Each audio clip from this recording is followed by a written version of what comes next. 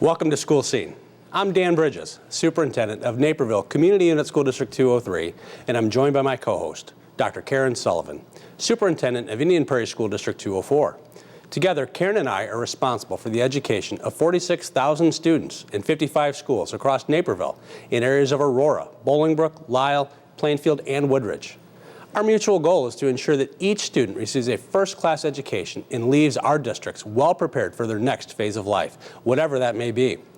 The ever-changing world of technology makes learning in districts 203 and 204 more accessible, interactive, and collaborative. Students are leaving behind a digital footprint, making it even more important to create good digital citizens.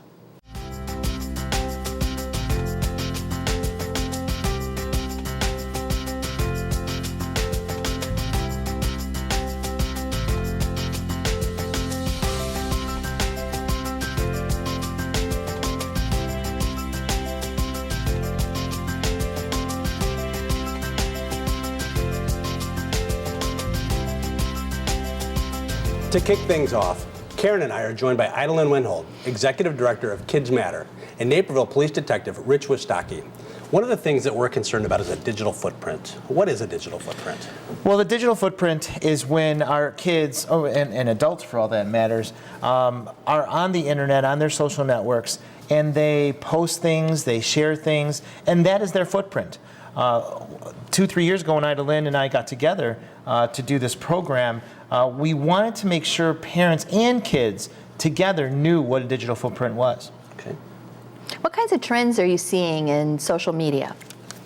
Well, what we're seeing across the spectrum is that cyberbullying has really increased. I believe it's the American Justice Department that recently said 43% of our kids are now cyberbullied during their teen years, and 1 out of 4 are cyberbullied more than once. And so our focus in KidsMatter is to help kids make healthy choices, not destructive ones.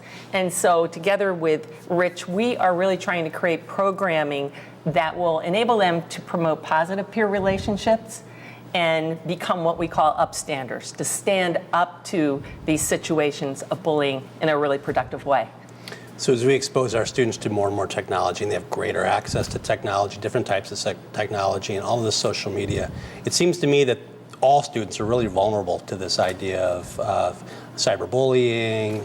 Talk a little bit about that. Is there a type of student that we should be concerned about, or is this really every student is vulnerable? Every student is vulnerable. Again, you know, our job with KidsMatter and the Naperville Police Department's mission is to make our youth safe. So when we try to go into schools, we want to empower them. We want to empower them to know what is right, what is wrong. For example, when I show kids, when you see, you owe me one pick, what does that mean? And when I teach it in the schools to the kids, it's like, how many of you have seen that?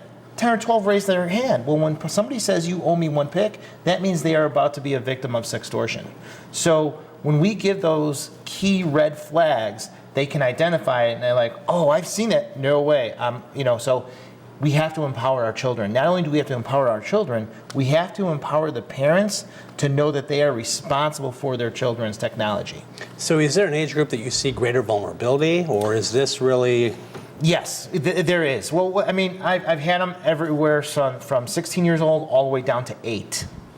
Now, the biggest problem I have with parents is that all social networks, you have to be 13 in order to have one. Mm-hmm. But when I see an 8-year-old having Instagram and a Snapchat, for me, that's just irresponsible parenting, unless you have that phone locked down. Because it's so important that the parents are in their child's technology. That's when they become victimized, and it's easy to do. Right. So Dan and I are both parents, both have children who have used and use social media. So talk a little bit about, is it a good thing for parents to monitor their child's social media, to look at their text messages? Talk a little bit about that. So what parents deal with and what we do in our program, it's not just a one parent one or one kid, we bring them together. Mm-hmm. One of the things that we do is we hand out this laminated piece of paper, and the kids have to draw their swipe code or write down their phone code. And then we make the parents stand up in front of the child and say, okay, parents, stand up. When you stand up, I want you to go like this. Watch me very closely. Kids, put that phone in your parents' hand. And you would not believe how many parents can't do that. Because they think that, oh, I can't look, that's private. And I'm here to tell parents and all over, and they've seen, whoever has seen me speak via webinar or our program, is that there's no such thing as privacy for children. That you are responsible for children, not only with their education, their food, their clothing, their shelter, but you're responsible for them in their technology as well. When you put your head in the sand, and how many parents do this? This is how they parent. If you take a naked picture, if you give out information, if you do this, you do that, you're going to be grounded. I'm going to take your stuff away. You're not going to see the light of day, and the door's going to come off the hinges on your bedroom if you do any of that. Well, when kids are faced with a situation that a predator has been working them for 6 months, and they fall for sending a picture, and now that picture is going to be used against them, and now you're going to make me movies and pictures of what I want now, or else. So they think about the parent, and they're like, I need to tell my mom and dad I'm in trouble. But all they think about is, and the kid will go this way with the predator. So IdaLynn, help me then as a parent and our parents who are watching. For my kids, they understand the importance. They're going to have access to technology, but my wife and I are going to play a role in monitoring that. Right. But apparently we're the only two parents in the world that do that, right? Yeah. Because that's what they tell me. We're the meanest Right. parents in the world because we check. How do you have that conversation? And how do you help I'm kids? with you, Dan. I'm with Good. you. Yeah. Well, I think it is so important for families to come together. And that's why we do this program with the kids and parents, because it creates communication. As you know, when that communication breaks down, then there becomes the isolation, and parents really don't know what's going on in the world of the child, and they assume that things are good. What we found is, as you probably know, I think, the American Justice Department, 80% of kids have phones now, early in the elementary into the middle school years. And that is really the major line of communication where this cyberbullying takes place. So if we can really create responsible communication and allow the kids to teach the parents, because very often they know about these programs, but they may not know the critical dangers that are involved in such programs as KIC. And that's what Rich teaches about in these programs. Our goal, build the confidence, the self-esteem in our young people so that they feel empowered and confident as leaders. And we believe that then they will go out and be those leaders and role models to the other children. Right. I was. We were talking before that. I was tasked to present at what's called a POP conference, problem-oriented policing, where police chiefs and administrators from all over the United States came to Naperville to find out different problems we were having. So they wanted to know, with the sexting issue, what did we do? And what I found was through our programs over the last 2 or 3 years, and I was doing the research through our IT people, I want you to pull me these stats for these crimes, and want to see where we've gone. And I was thinking that because we're teaching, it was going to grow exponentially in cases. Well, it quite went the other way. We actually caught them less than half of these incidences because we were empowering parents. We were teaching parents how to use the technology to monitor their kids and have those conversations. And we're not getting the same cases we got 4 or 5 years ago. So it works. This partnership works with the police department, because we have partnerships with all these software companies that give the software for free or discounted because they come to our presentations. Okay, great. So you both have done such great work for the children in our communities. What do you want children to know about their digital footprint? Well, it's important for the kids to know that they can trust their parents. It's important that their parents are confidants for them. And then if they're in trouble, if something is coming to them, odds are it's going on with 10, 20 other kids. And we want to empower them to make it stop and to come to their parents, and their parents can come to us to investigate it and catch that predator or catch that person who's being cyberbullied to stop it. That's our goal and mission.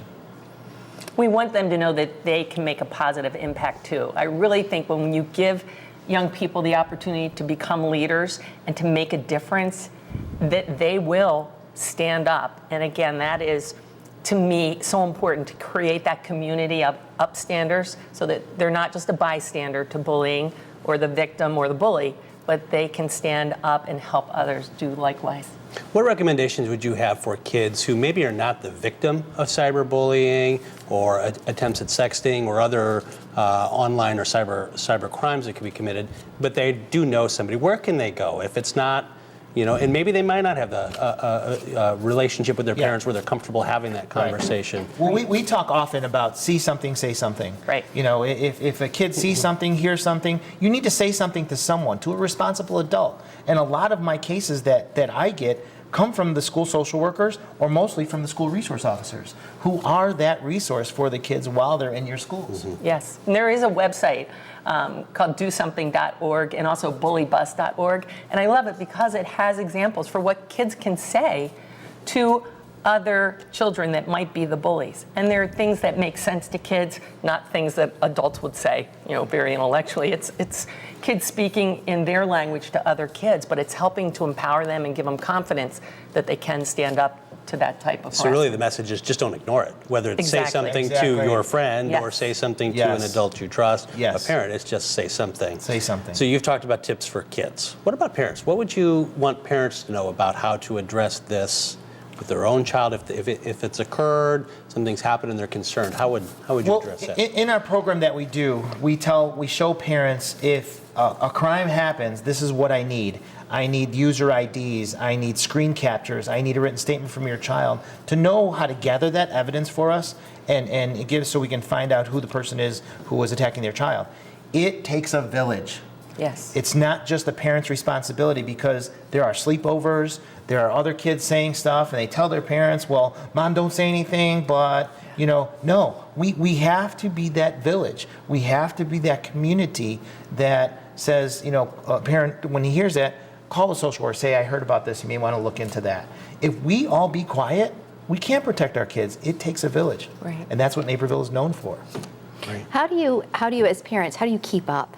Because one of the things we talked about informally was, how Facebook is now not so popular. Right. And yet, as some parents are just now getting onto Facebook, right? Right. Their kids have moved on to other things. How do you keep up? Yes. What recommendations do you have for parents? Well, what we do is at the Naperville Police Department, and we are so in tune and we see ourselves on the cutting edge. So by reaching out to the High Technology Crimes Unit, by researching and Googling different apps that they see, even searching in Google the hottest trending apps, those are the things that they need to use YouTube, they need to use Google and see what's trending. Right, and to stay in tune with what is happening within the school district. You're offering outstanding opportunities to help educate parents, and that's KidsMatter's goal as well, along with the police department and the school district, is to offer these opportunities for parents to come together, like they do within our programs, where they can interact with their children. And so our goal is to help parents have the most up-to-date knowledge so that they can talk with their kids who probably have more up-to-date knowledge than sometimes their parents do. Right. So I'm going to ask you a question and ask you to answer it in just the short time we have left. That's probably going to take a lot longer to answer. How do we help our students understand that their digital footprint does matter and it stays with them forever? I think we need to empower them in their health classes. I think that if you called upon us to give in-class presentations, we would do that because that's our mission and our purpose is to inform them of exactly that their digital footprint matters to them now and also for their future. Absolutely. Yes, and I really believe that, again, our mission together is to help them not to make that destructive choice that will shadow them as they move forward, so that they have those endless possibilities, so that they can be those models for other students and also for other adults. Yeah, and like student athletes don't realize how much these schools and universities, their coaches, look at their social media to see if they're a good student or not. Or do I want to invest time and money in a scholarship in this student? And when you see a teenager drinking a beer, that's not a student that I want in my school. So that has an adverse effect by they need to be policing themselves. Yes. I think that's important to have that communication about just how it does impact job search, application for scholarship in schools. Absolutely. So, I'm so much grateful for the conversation. I know as the school districts, our partnership with the police department as well as KidsMatter, I think we're doing great things and making a good So do I, difference. So. Absolutely. Thanks to IdaLynn and Rich for joining us today. And when we return, Karen and I will learn how our schools and administrators are educating our students in today's digital world.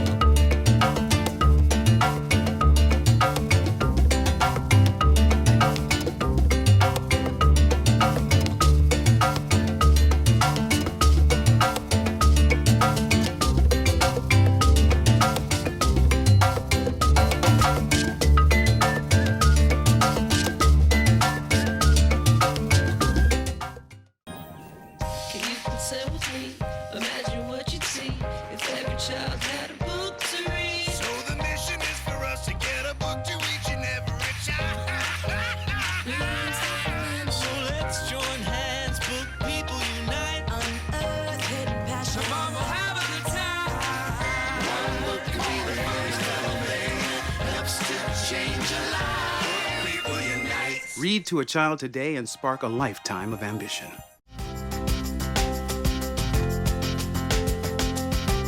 Welcome back to School Scene. Joining us now are Jason Stipp, principal of Waubonsie Valley High School, and Jill Hlavacek, Naperville 203's Director of Innovation and Learning. One of the questions we get a lot, and I'll ask you first, Jason, is about student use of cell phones, in the schools. Can you talk a little bit about that? Yeah, we've seen that emerge over the years, and speaking for Waubonsie and a lot of schools in the area, we're seeing more and more students having that acceptable at the high school for using their cell phones, especially in spaces like cafeteria, hallways, obviously in the classroom setting where it can distract. It's not appropriate. So a lot of our teachers are having conversations about the appropriate use of when to use their cell phone. Turn it off so it's not distracting, but we're also seeing more cell phone use in the classroom for curriculum needs and for instructional needs. So it's really the presence of the cell phone. It's more than just a phone, it's a part of their identity. We're trying to model that and make sure that they're using it appropriately instead of just saying, no, put your cell phones away when you walk in the door. And Jill, the cell phone and what it's able to do, its capabilities, access to the internet has changed and evolved over time. And it's just one form of technology that's helping transform learning in the classrooms. What are some other forms of digital access that you're promoting in our schools to help transform learning? Sure.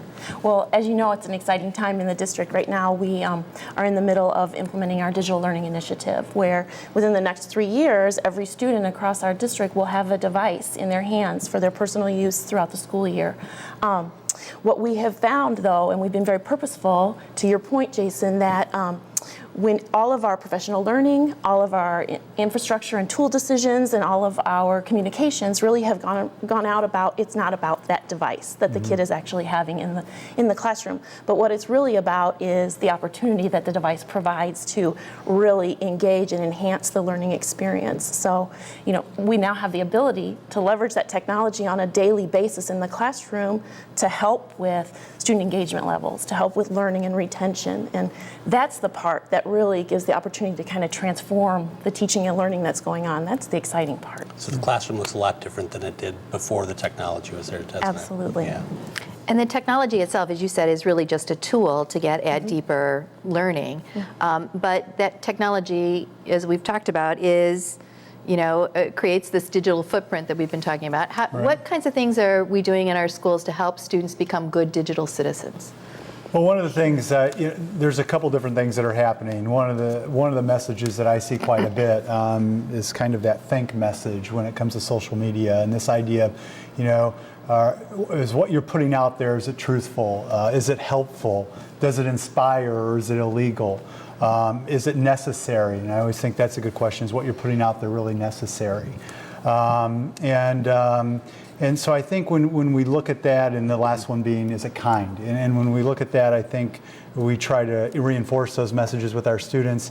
I myself use social media a little bit with the students, and I try to model that behavior, so do our teachers and other students. And I think it's a powerful tool that if we can show them how you use it in a positive way to connect and make some of our bigger schools a little bit smaller, let them feel part of that community, I think it's something that they can really grab onto and get excited about. So I think through modeling, through us sharing those positive messages, and also through us having conversations with them like we do about everything about how to act in the school, also how to use social media correctly and how to use the media correctly. Right. Right. I mean, exactly what Jason's talking about. We really kind of think about it in 3 different areas. One, you have that commitment. We all have that commitment to really develop good digital citizens and students who are conscious of, the footprint that they're creating. And then 2, we make the connection. We make the connection between that commitment to the school culture, the district culture. So, we know we're committed to developing those lifelong learners, students who are contributing, who are communicating, who are producing. So that culture isn't any different when we start talking about the digital citizenship culture that we expect. So we make those connections. We also make the connections in the curriculum, like you were talking about, Jason, where we have clearly defined what we want our students to know and do and how we're going to measure their understanding of digital citizenship. And we make the connections in our professional learning for teachers so that all the strands that our staff goes through related to any type of professional learning, that they are making the connection to the digital citizenship goals and beliefs. And then we know, just as we heard in the last segment, it's a shared responsibility. So we work really hard to try and make those connections with our parent community and with our business community to help engage and take full responsibility to prepare those students for the society that we want them to live in and navigate. So you've both talked about the importance of adults in the schools modeling appropriate digital citizenship, appropriate use of the devices to support learning. Talk to me a little bit about how, especially for a teacher maybe who began teaching before this technology was so prevalent, how do you work with your teachers to help them see the importance of modeling and ideas on how they can model? Sure. Go ahead. Yeah, I mean, it's funny to kind of see that evolution. And I think one of the things that's really pushing that is no longer does the teacher just have all the information.